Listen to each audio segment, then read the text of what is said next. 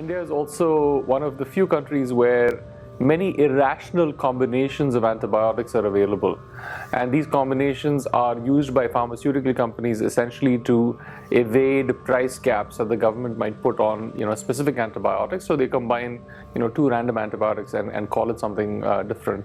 Now there is a high court case in the Delhi High Court to try to stop that, but there's a lot of pushback from the pharmaceutical industry. Hospitals in India are quite behind the curve when it comes to infection control. I think anyone who's ever been to a hospital in India will know this already, particularly the public facilities, but also many private facilities as well, don't really have infection control programs in place.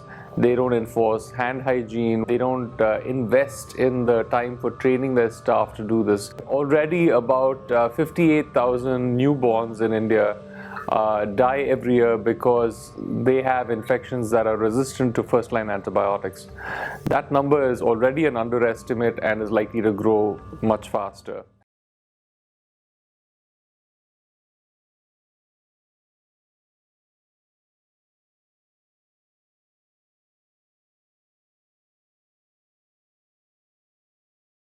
These babies require, as soon as they develop some symptoms, we have to start immediate treatment, otherwise we may lose the baby.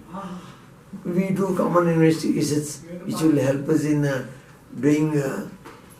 treating the babies.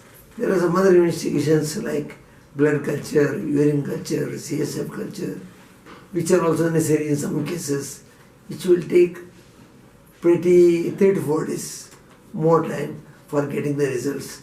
In the meantime, we have no other choice to start antibiotics empirically depending on the signs and symptoms.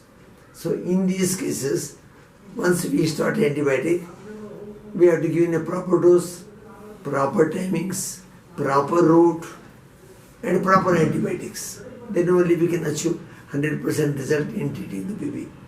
Once the infection starts, we have no other choice just to start antibiotics. So usually we start on first line antibiotics. If they are not useful, then we go to second line, we go to third line, but after third line there is nothing.